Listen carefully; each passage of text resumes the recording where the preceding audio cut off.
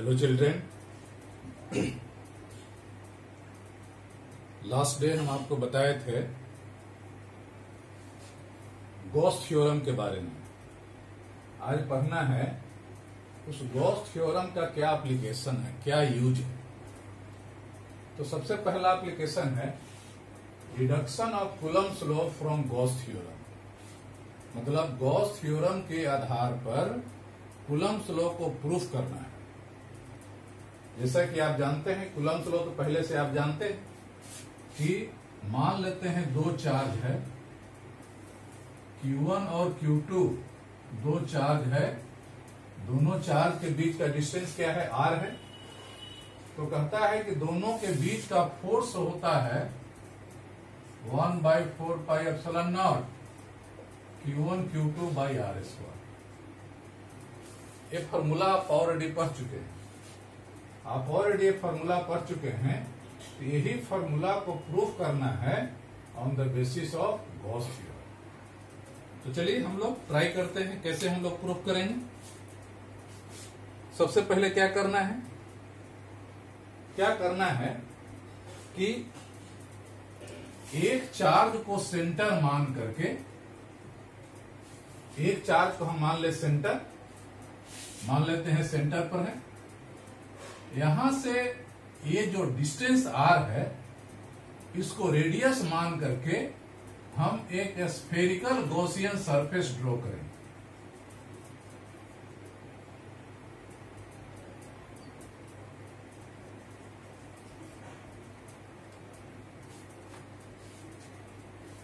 क्या किए हैं, दो चार्ज है Q1 और Q2, दोनों चार्ज के बीच का डिस्टेंस है R। तो दोनों चार्ज का बीच का जो फोर्स है कूलम्ब्स लॉ कहता है कि 1/4πε0 Q1 Q2 by R² होता है। अब यही जो फॉर्मूला है, इस फॉर्मूला को प्रूफ करना है on the basis of Gauss theorem. इस फॉर्मूला को प्रूफ करने के लिए, गॉस थ्योरम से प्रूफ करने के लिए हमने क्या किया कि कोई एक चार्ज को सेंटर मान करके और इस डिस्टेंस को रेडियस मान करके एक हम स्फेरिकल गॉसियन सरफेस ड्रॉ करें। Draw a spherical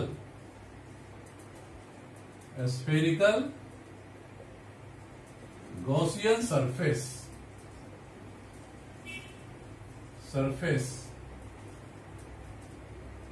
taking distance R as its radius।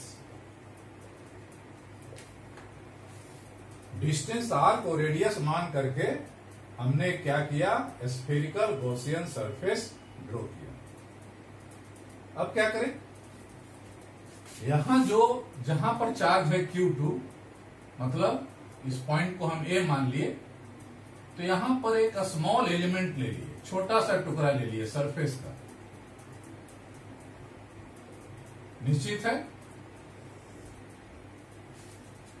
इसका एरिया वेक्टर क्या होगा, इस पर परपेंडिकुलर हो जाएगा। इसका एरिया वेक्टर ds है, इसका डायरेक्शन हो जाएगा इधर। और ये जो चार्ज है, ये चार्ज के कारण यहां पर इलेक्ट्रिक फील्ड इंटेंसिटी का वैल्यू हो जाएगा, E का वैल्यू हो जाएगा, जो आप जानते हैं। अब E का वैल्यू होगा क्या, इसके लिए हम क्या करें, सबसे पहले हम लोग करेंगे क्या कि एक स्मॉल एरिया एलिमेंट ले लिए। Take a small area element,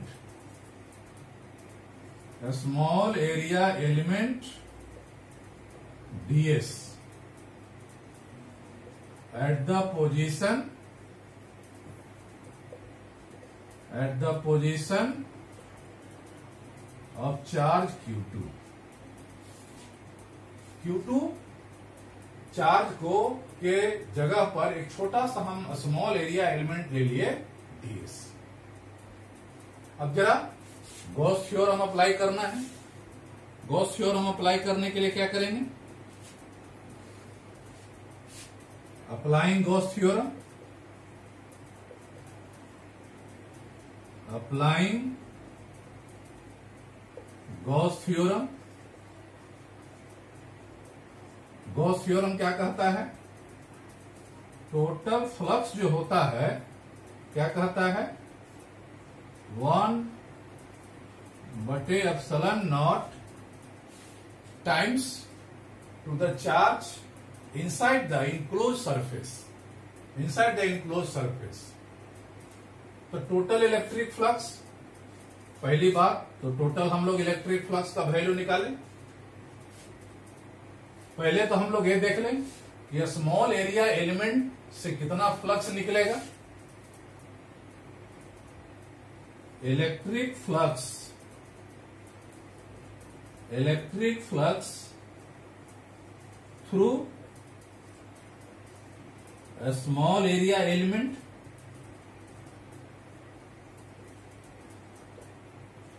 ds से, छोटा एरिया से छोटा flux E into ds।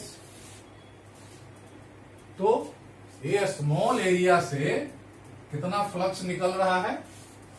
d5 E into dx।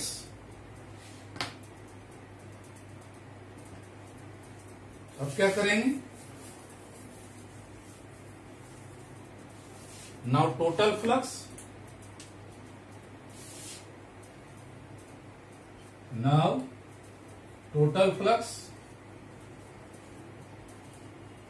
Total flux through spherical Gaussian surface हमने ड्रॉ किया था। स्फेरिकल गॉसियन सरफेस जो हमने ड्रॉ किया था उससे टोटल फ्लक्स कितना हो जाएगा? इसी को इंटीग्रेट कर देंगे, इधर भी इंटीग्रेट कर दिए। E into ds। हाँ, एक चीज और यहां हो जाएगा E ds, E dot ds होता है। तो E डॉट ds मतलब E ds cos 0, इसलिए कि E का भी डायरेक्शन इधर है, एरिया वेक्टर का भी डायरेक्शन इधर है, दोनों का बीच का एंगल हो गया 0, थीटा हो गया 0। तो E ds cos 0 तो E इंटू ds हो गया। अब यही यहां देख लीजिए, तो ये स्मॉल एरिया एलिमेंट से फ्लक्स निकल रहा है d5 E इंटू ds। तो total flux through spherical Gaussian surface, इसको हम इंटीग्रेट कर दिए, d5 को इंटीग्रेट कर दिए, तो इधर भी इंटीग्रेट हो गया E इंटू ds। तो इधर तो इंटीग्रेट करेंगे तो टोटल फ्लक्स हो जाएगा। और ये गॉसियन सरफेस है, स्फेरिकल गॉसियन सरफेस है। तो स्फेरिकल गॉसियन सरफेस हो चाहे कोई गॉसियन सरफेस हो, गॉसियन सरफेस का मेन क्वालिटी यही है कि उसके हर एक पॉइंट पर इलेक्ट्रिक फील्ड इंटेंसिटी का वैल्यू सेम होता है। मतलब यहां पर इलेक्ट्रिक फील्ड इंटेंसिटी E है तो सभी जगह इलेक्ट्रिक फील्ड इंटेंसिटी E ही होगा। कहने का मतलब E का वैल्यू कांस्टेंट होगा। और ये चूंकि small area, small enclose surface है, तो इस तरह हम लोग सिंबल दे देंगे इंटीग्रेशन का, E इंटू ds E। और टोटल, ये टोटल मतलब स्मॉल गॉसियन सरफेस का टोटल एरिया, मतलब स्फेरिकल है तो 4πr², वेयर ये हो गया ds area of spherical Gaussian surface का एरिया हो जाएगा 4πr²। तो फाई का वैल्यू मतलब टोटल फ्लक्स का वैल्यू हो गया E इंटू 4πr²। अब ये वैल्यू जो है गॉसियन थ्योरम जो हम लोग यहाँ जो अप्लाई किए थे, phi equal to 1/ε0 into Q0, यहां पर वैल्यू को पुटअप कर दीजिए, पुटअप कीजिए, putting this value, putting this value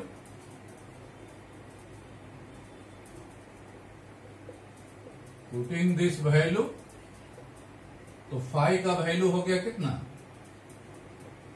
E into 4πr², 1/ε0 into Q1। तो E का वैल्यू हो गया 1/ε0 Q1/4πr²। तो ये वैल्यू हो गया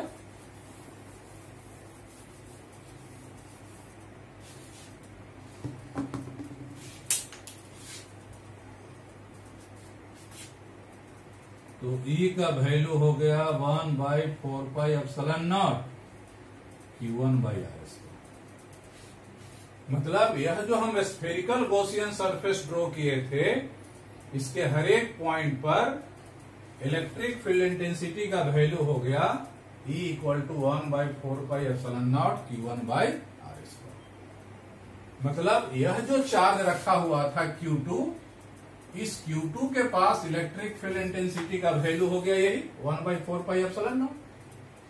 सो फोर्स का वैल्यू कितना हो जाएगा, फोर्स ऑन चार्ज Q2, यह जो Q2 चार्ज है इस पर कितना फोर्स लगेगा, इस पर कितना फोर्स लगेगा। तो आप जानते हैं कि फोर्स इक्वल टू क्या होता है, charge into electric field intensity. वहां का चार्ज हो गया Q2, वहां पर का इलेक्ट्रिक फील्ड इंटेंसिटी हो गया E।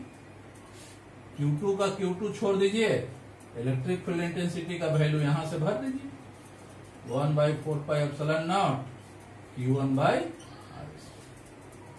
हो गया।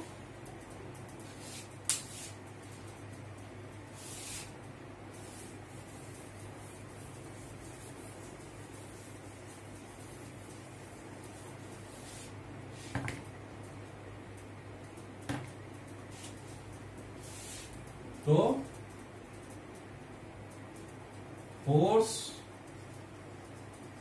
Force on charge Q2 due to Q1 के कारण यहां पर फोर्स का वैल्यू हो गया 1/4πε0 Q1 Q2/r²,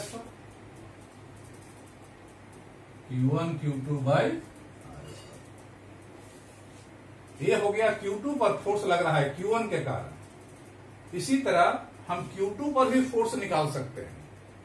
कैसे निकालेंगे, Q2 को सेंटर मानेंगे, यहां Q2 को सेंटर मान लेंगे और Q1 से होते हुए गॉसियन सरफेस ड्रॉ करेंगे, Q1 से होते हुए गॉसियन सरफेस ड्रॉ करेंगे। तो यह Q2 के कारण यहां पर इलेक्ट्रिक फील्ड इंटेंसिटी निकल जाएगा और यहां पर इलेक्ट्रिक फील्ड इंटेंसिटी निकलेगा, फिर चार्ज से मल्टीप्लाई करेंगे तो फिर फोर्स का वैल्यू हो जाएगा।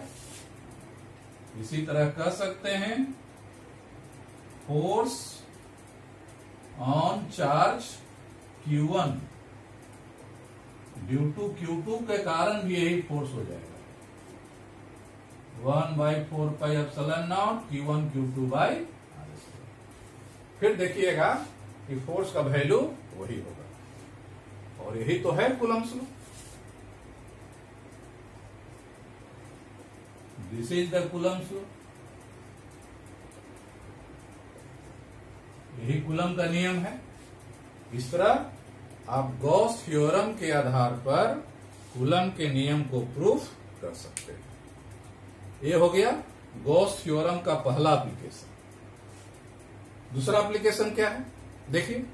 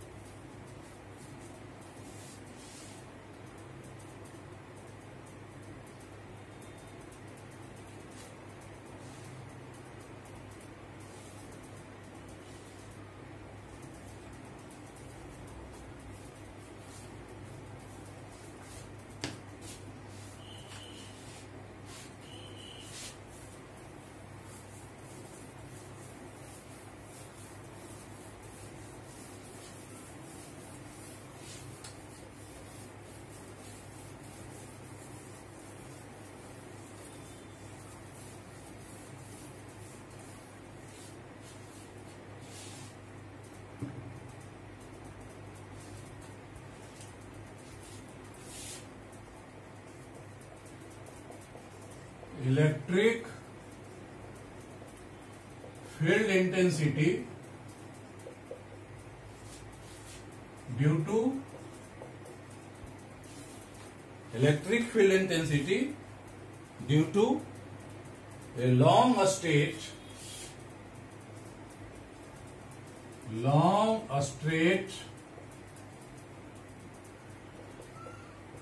charged wire.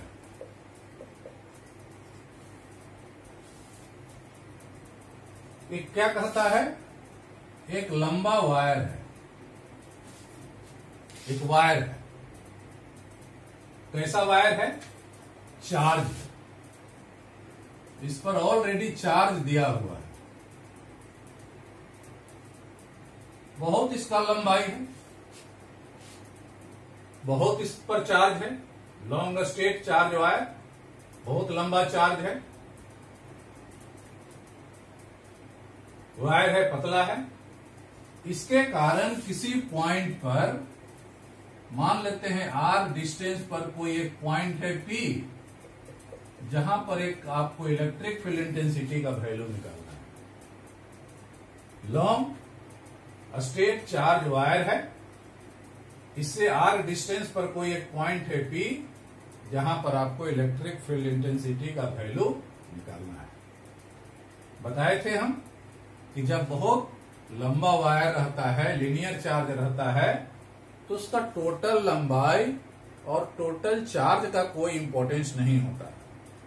तब वहां क्या करते हैं हम लोग, एक टर्म यूज करते हैं जिसको कहते हैं linear charge density. Let linear charge density of wire lambda. मान लिए लीनियर चार्ज डेंसिटी क्या है? लैम्डा है। अब क्या करना है, कहता है कि जिस पॉइंट पर इलेक्ट्रिक फील्ड इंटेंसिटी निकालना है, लीनियर चार्ज वायर से, लॉन्ग स्ट्रेट चार्ज वायर से जो डिस्टेंस है, इसको रेडियस मान करके एक हम सिलिंड्रिकल एक गॉसियन सरफेस ड्रॉ कर दें। यहां भी आर ले लीजिए।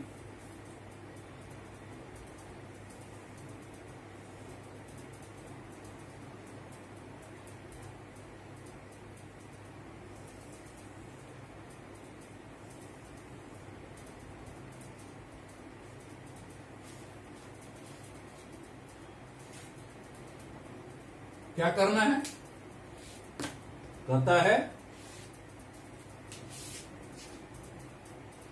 ड्रॉ ए सिलिंड्रिकल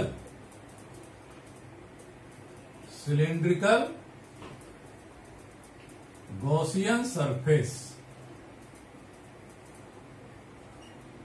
एक सिलिंड्रिकल गॉसियन सरफेस ड्रॉ कीजिए, taking distance R as its radius. यह जो डिस्टेंस था आर, इसको रेडियस मान करके हमने एक सिलेंडर खींच दिया।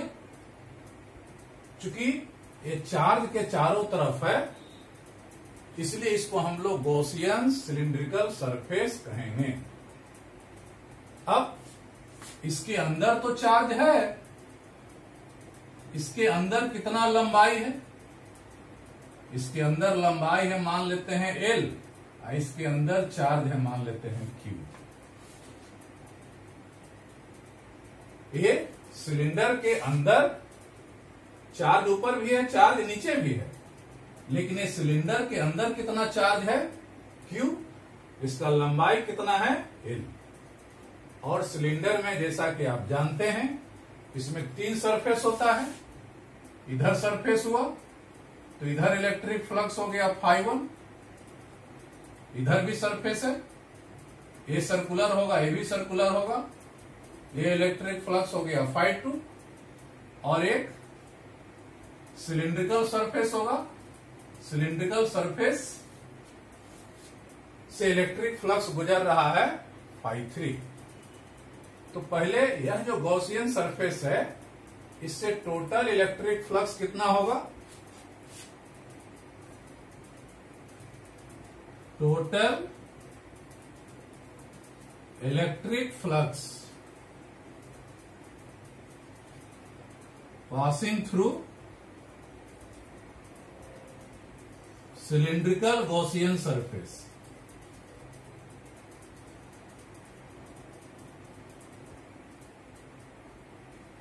सिलिंड्रिकल गॉसियन सरफेस से टोटल फ्लक्स क्या होगा? क्योंकि सिलेंडर में 3 वो सरफेस है तो फ्लक्स को भी हम 3 भाग में बांट दिए, φ1, φ2 एंड φ3। ये गॉसियन सरफेस है, इसका मतलब हुआ हर एक सरफेस के हर एक पॉइंट पर इलेक्ट्रिक फील्ड इंटेंसिटी का वैल्यू बराबर होगा। यहां E है तो यहां भी E होगा, सभी जगह E होगा। हर एक सरफेस के हर एक पॉइंट पर इलेक्ट्रिक फील्ड इंटेंसिटी का वैल्यू होगा E। तो φ1 E इंटू ds cos, इधर क्या होगा? इलेक्ट्रिक फील्ड इंटेंसिटी का तो डायरेक्शन इधर हो जाएगा, चार्ज इधर है तो इलेक्ट्रिक फील्ड इंटेंसिटी का डायरेक्शन इधर हो गया। एरिया वेक्टर का डायरेक्शन ए हो जाएगा तो यहां हो गया थीटा इक्वल टू 90 डिग्री। उसी तरह यहां पर भी इलेक्ट्रिक फील्ड इंटेंसिटी का डायरेक्शन इधर हो जाएगा, एरिया वेक्टर इधर हो जाएगा, यहां भी थीटा हो गया 90 डिग्री। ये जो सिलिंड्रिकल सरफेस है इलेक्ट्रिक फील्ड इंटेंसिटी तो इधर ही है, साथ साथ एरिया वेक्टर भी इधर ही है, दोनों का बीच का एंगल हो गया 0 डिग्री। तो φ1 इक्वल टू लिखेंगे E ds cos 90 डिग्री, φ2 भी लिखेंगे E ds cos 90 डिग्री, φ3 लिखेंगे कितना? E ds cos 0।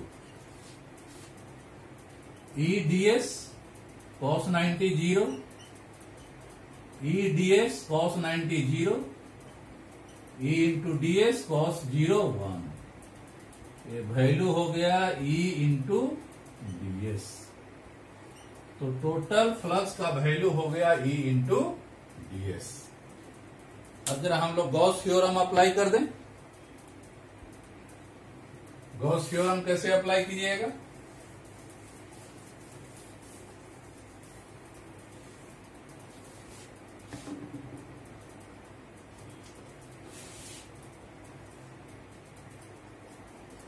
Applying Gauss theorem. Applying Gauss theorem. Gauss theorem क्या कहता है? टोटल फ्लक्स चार्ज का 1/ε0 होता है, φ equal to 1/ε0 multiplied by charge. Total flux का वैल्यू हो गया E इंटू ds।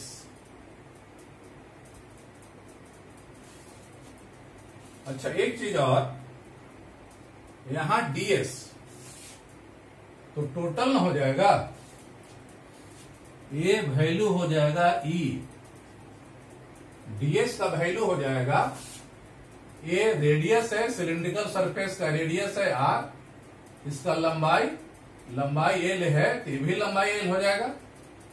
तो ये सिलिंड्रिकल सरफेस का एरिया होता है 2πrl।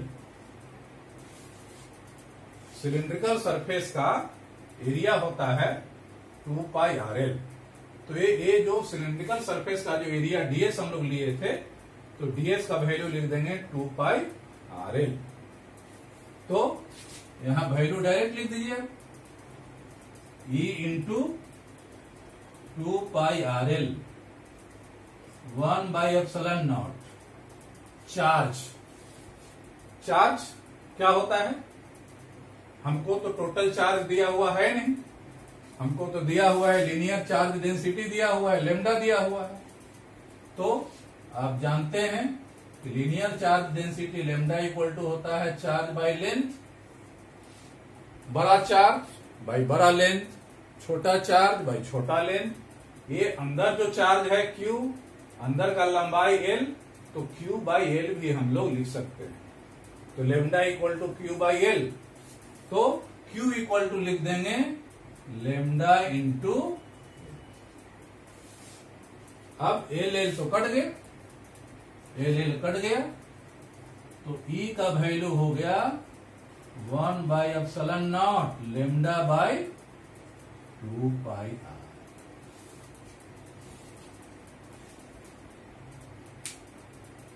इसी को हम लोग लिख देंगे क्या, इसी को हम लोग लिख देंगे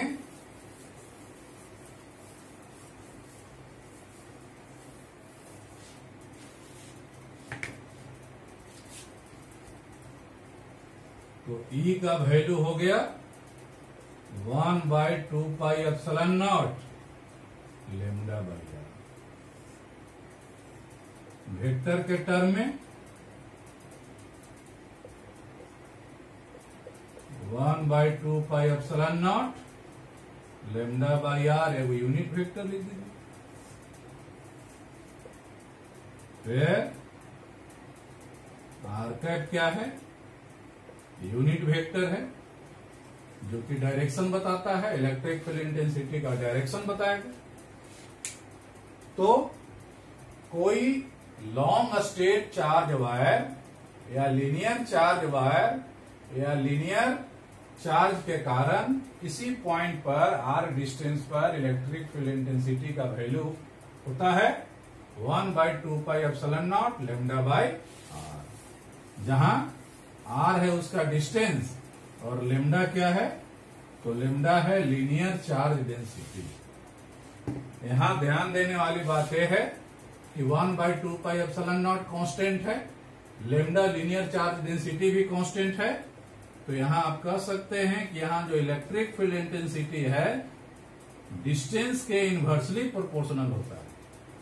मतलब जैसे जैसे डिस्टेंस बढ़ेगा इलेक्ट्रिक फील्ड इंटेंसिटी का वैल्यू घटेगा, और वो भी कैसा है, इनवर्सली प्रोपोर्शनल। तो ये हो गया electric field intensity due to a long straight charge wire हो गया।